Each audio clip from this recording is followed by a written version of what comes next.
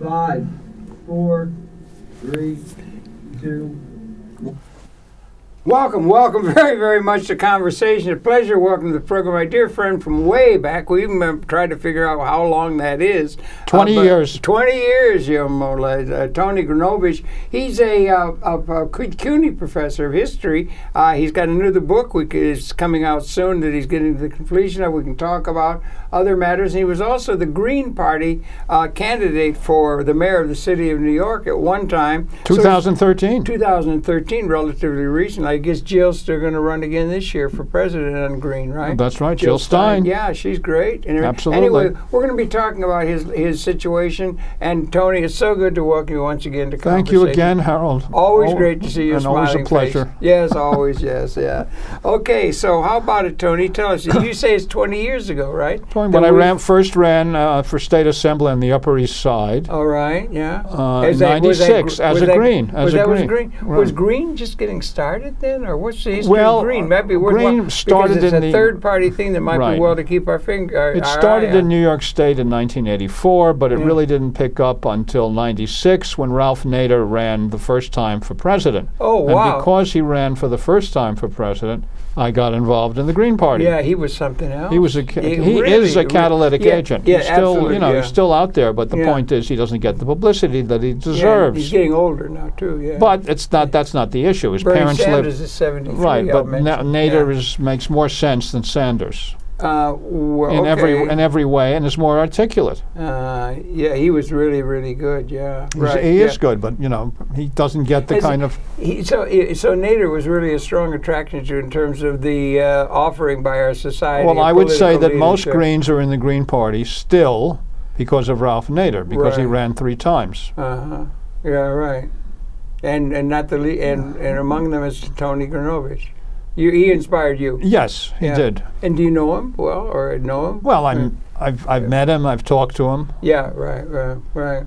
But now it's Jill Stein who's been, and Jill Stein is good. She was the candidate the last time around for president, and I shepherded her through New York through the Occupy encampment back in 2012. You're right, you are. Yeah, and Coley Clark. She ran for senator. She ran for senator. Green Party's a very interesting thing, don't you think? Phenomena.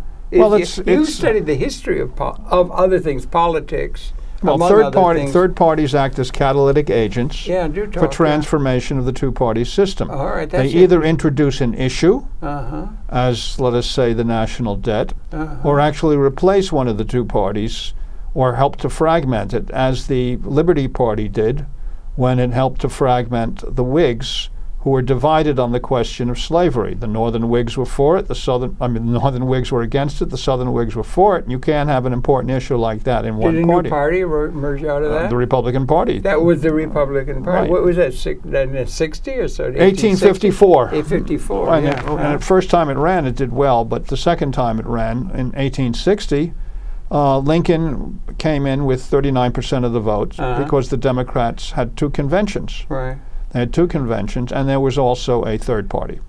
So it was a 4-way split in 1860. Lincoln got in, and the South got out of the Union. Right. So third parties have had a role to play in terms of tweaking? Is that the right say? No, I would say much more than that. They would introduce issues that the two parties ignored. Let's take the question of slavery. It's kind in 1839, when the Liberty Party, which took a position against the expansion of slavery, came into existence, the year before, the Congress had passed a gag rule, making it against congressional business to even mention slavery. So for 6 years, there was a gag rule on an issue that is going to tear the Union apart. Is that still hold? They can do that? Well, they can do what they want, right? Yeah. They did that. On the floor, congressional rules, they did that, the gag rule. And because of that, this third party came into existence. It changed its name in 1848 to the Free Soil Party and ran Martin Van Buren as the presidential candidate. He was from New York. He was Jackson's vice presidential candidate in 1836. And Frederick Douglass ran as the vice president. vice presidential candidate on the Free Soil Party in 1848, the Why first did they time. call it free soil rather than anti-slavery? Because if that was a major issue. Well, because I mean, they wanted to attract. They want to attract more white people. We can be for slavery where it is, but any new land that comes into the nation has to be free was soil. there a thing called the Missouri Compromise or That's something? 1820. That's 18. That Missouri Compromise is much earlier. Earlier, but was it the same issue of slavery was involved? It Yes. was a slavery issue that Right. the nation was born with sin of slavery. If you ask me. It was born with slavery, but the founding fathers thought that slavery would die out. But this is before the cotton gin. When the cotton gin came into existence in 1791, this was after the Constitution had been written and just as it was being ratified, and that made cotton king. Why? Because the cotton gin removed the seeds mechanically from the cotton balls. Before that, they had to be removed by hand. It was very labor intensive, therefore very expensive. Therefore, cotton was not as profitable a cash crop as other crops. But once the cotton gin was invented, cotton took over. And because cotton exhausts the soil so much, there had to be a lot of expansion westward from the original southern states into the old, the Mississippi, Alabama, Louisiana, and then Texas. Yeah, it makes me think the way you're talking, and I appreciate it. That's really interesting. Everything there's a term in I'm a geographer in training and everything, and we had to guard against a thing called geographical. What was it? Overreach or something? Of determinism. Well, but is it possible to be overly deterministic with geography? Anything, yes, in whether anything. It's the economics is what's really there, or it's any deterministic about. But let's face it, Harold. Location. One reason why the United States is the most powerful economically in the world is because it holds together the two major oceans, the Pacific on the west, the Atlantic on the east. It's transoceanic. Yeah, that's true. So this gives the U.S. is in a pivotal geographic position.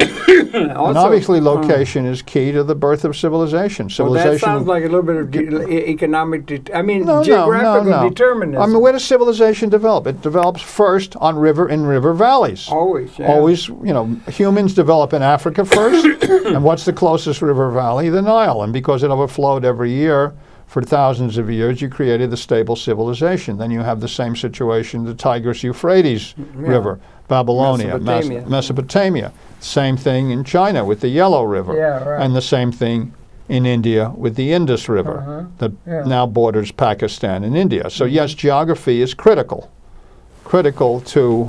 Well, in geography as a discipline, it's not a discipline that's given much attention. They don't even have it at Harvard anymore, because geography is assumed to be, like history, in a certain sense, is so comprehensive, is so all-inclusive. Well, yeah, it depends on what you're looking for. You can take any discipline. What you're trying to look for is specialized research into something that is not just comprehensively all linked into all kinds of other things. Right, but the technology is going to... So they don't even bother teaching it at Harvard Technology anymore. offsets geography.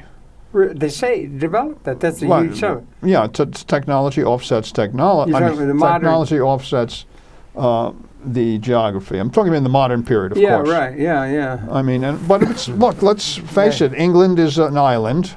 Yeah. And it would help to see the wars going on in the continent and be isolated, technologically speaking, because the last time an attempted invasion was made was with the Armada. I'm not counting Hitler's V-2 rockets. But the Armada. And after that, and of course there was the French tried to invade also, but that didn't work out. But I'm talking about later. But basically the last serious invasion was the Armada. And Spain. The English had better ships, and also there was a great storm. And it's one of the reasons why Elizabeth is considered the greatest monarch, Elizabeth I. And of course that was the time of Shakespeare. Everything was coming together in England at the right moment. So there were a lot of factors, but certainly geographical factors. Then you go all the way east to the Japanese. They're an island. It's an island, or a series of 5 islands, I guess, that are mainly mountainous. It's not all that rich in resources. But size of California, of California. But they saw the handwriting on the wall with China, If you don't modernize, you're destroyed. Mm-hmm. So that's what they did. Mm-hmm. Anyway, I know slavery as far as for North America, why is it, I mean, I've tried to think this through, what it is geographically or historically or a combination of active ingredients they used to say about Alka-Seltzer, that they're developed here in America. There were a lot of in the First World War. I was just talking to you off camera about this military channel. They got incredible footage about the First World War and before, and so it's amazing and everything. But in any event, there were a lot of people who would say in the early 20th century or something of the black persuasion. You know, guys up from doing jazz and whatnot would go to France or would go to Europe because there was no Jim Crow. Somebody once said the only thing Persian brought to Europe was Jim Crow. It was only in America that the black slavery came to be. You didn't have black slaves in Europe where they had a more... Let's put it this way. Why is that? Because they had a long-established tradition or they had different economic patterns that they didn't develop a slave system taking advantage of the black persons or the black people of because the United States forth. came into existence at the right moment. Don't forget the country in order to have slavery.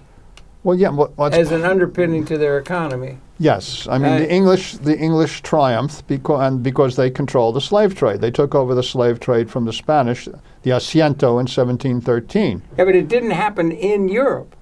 It didn't happen in Europe, Why? but they did have slavery in ancient and classical times. Times. They did, but medieval. I'm saying because the United States is an example of settler colonialism. Okay, they came in and they wiped out the native population, moved them west because they wanted the land and developed it. These were Europeans who did this. So it didn't happen. They're not Europeans were not indigenous to North America. Well, they were at one time indigenous. There was nobody there. They came from outside somewhere, but it didn't happen. I said settler colonialism in a mass way with the 13 colonies, then which were set up.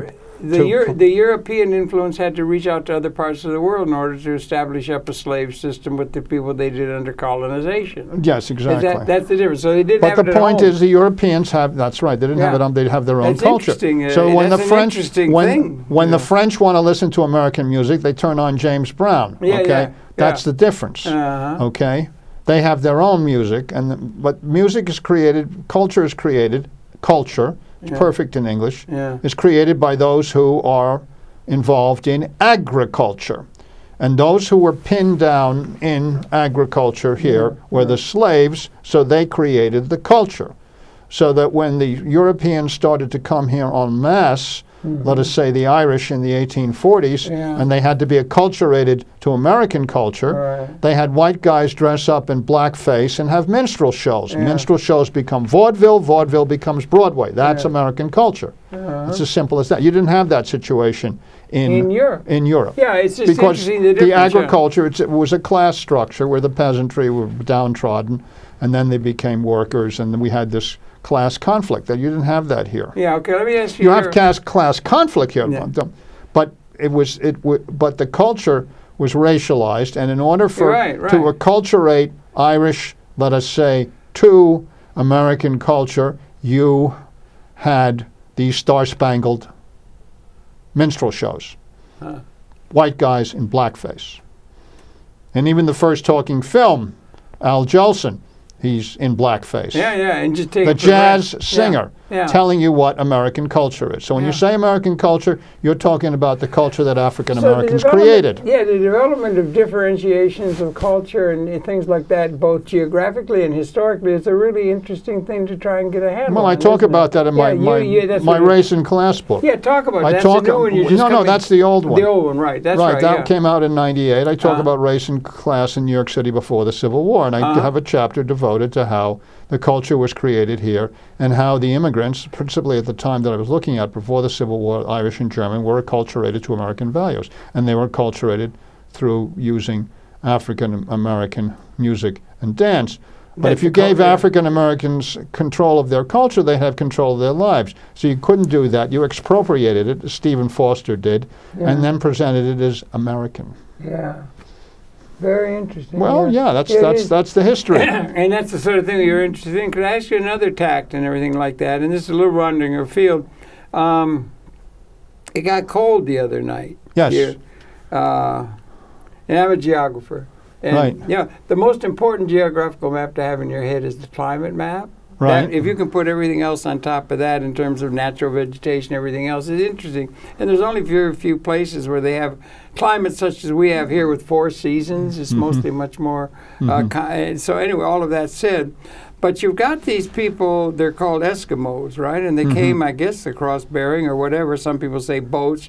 And they've lived up there in Canada, northern Canada, for thousands of years. I guess they crossed about 12,000 years ago. Yeah, and they have about 100 different words for snow, depending on the quality of the snow. But the point I'm getting at, they live, as I understand, in Nanook of the North, a great move by Flaherty. It was a great book. But anyway, they live up there, and they had this night. They had the football game the other day out of Minnesota, and it was 15 degrees and 47% wind chill. What the hell ever that means? It was really, you know, like cold. Right, 47 below. Wind chill. Yeah, Zero. I mean, that's really cold. And that's the way it is in Canada. You get up in Canada, and the Indians the Eskimos have been living there for thousands of years, and they live in houses made out of ice. Yes. Now, a house out of ice cannot be very comfortable. Well, it's insulation. Yeah, but it can't be very comfortable to live in a house made out of ice. Obviously, but it's insulation, but they perfected ways of doing it, and they have a fire in the middle, and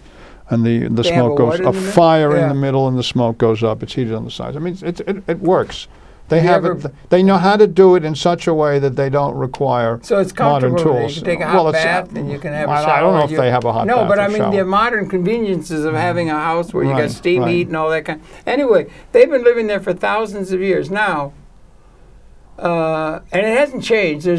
Climate change is a slow-moving thing and all that, but it hasn't changed that much. It happens pretty quickly. It can happen pretty quickly. Don't forget, 10,000 years ago, Manhattan was under a mile-thick ice sheet. 10,000. Yeah, I wasn't thinking that much. But there was a mile-thick ice sheet. And Long Island is a sandbar, the southernmost extension of it, pushed up, bulldozed by the glaciers. You've been doing your studying of geography as well as history. I study all of history. I taught geography. I teach. Did you really? Where? Barron Manhattan Community College. Did you read geography? I taught geography, human geography and geography. It's interesting, isn't it? Why don't more people? I took geo at Columbia. I took a course in geology at Columbia. That's why you're so interesting. You're not all off on just little things. You've got a big, wide, sweeping view. Anyway, the city of San Francisco. No, the city of what's the one? San Diego. Every day of the year and back 5,000 years, it's 73 degrees, and it's 32% humidity with the southeast light breeze. It's perfect. Why didn't the people who lived in houses made out of ice go a couple months down to San Diego? Why do people stay where they are rather than go to where things that are available? Because they're comfortable there. The resources are there. That's what I'm saying. Why? They get conditioned. People are conditioned early. You condition the children. Right. 2-year-old, 3-year-old, 4-year-old. You're living in an ice house. You're going to love it. That's what your parents do. You look up to your parents. That's propaganda. I mean, if the kids every family teaches propaganda, its own propaganda to its own children, its own values. But that's the old farts, excuse my language, the old guys saying to the young coming up, this is great. You don't have to think about something. Don't look over the horizon to something better. If there's no mobility in the society, if the society is merely replacing itself, you don't teach that, That's of course. That's an interesting thing politically, isn't it? Because the political process involved with change. Why do people stick with what they've got rather than go to where it's much better? Because it's easier. Because it's easier. Because you don't want to take on what you don't know. You want to take on what you know, and you're comfortable. You're comfortable. And when you become uncomfortable, then there are all kinds of extreme things. I would be very uncomfortable in a house of ice, even though I think in the winter. Yeah, because you've been conditioned in not you think to be it's just in a house. It's your upbringing. It's your upbringing. It's your conditioning. I was stuck on Mount McKinley when I went up in Alaska, living in the wilds, reading. Yeah, but how old were you? I was about 20. Okay, and I was all into. It's already over. Your values are conditioned early. Your religion. You get kids while they're young, and you condition them into a particular religion. That's why religions, if you look talking about geography, are culturally, geographically predictable. You go to India, it's Hindu. You go to Well, U.S. it's Christian. All right, so then the Eskimo in a house of ice is also a good metaphor for the human condition being evolving in various places around the world with people, and some people who are, what causes people to stay? What causes people to go over the Because horizon if there's to social, the new? And that means for social movements and thoughts social inclinations dislocation and caused justice and all kinds of questions you of have politics. climatological factors, Yeah, you have right. invasions, you have all kinds of reasons. But that you haven't got it down in your, it depends on the situation. All right, okay. There are a lot of factors that go into this. Yeah. You got to pick a specific place, and we explain why things are happening, and then you isolate the variables, and then you test out your theory. Yeah. By offering a comparative But study. don't you think that's a question that ought to be considered more often in terms of the human condition? Are you optimistic, pessimistic for the human condition? Let's put it this way. I'm a Gramscian in the sense I believe in. Gramsci. Antonio Gramsci. Right, yeah, we've been okay, he was in prison notebooks. Yeah. Okay, Italian communist, one of the founders of the party. Talks about optimism of the will, pessimism of the intellect. Optimism of the will. Pessimism of the intellect. Spell it out a little. I think this is worth talking about. Well, Again, I'm a very optimistic guy, but Diego. that might be, the fact that I had a fairly decent upbringing, and there are also physiological factors. My endorphins work a certain way. Yeah.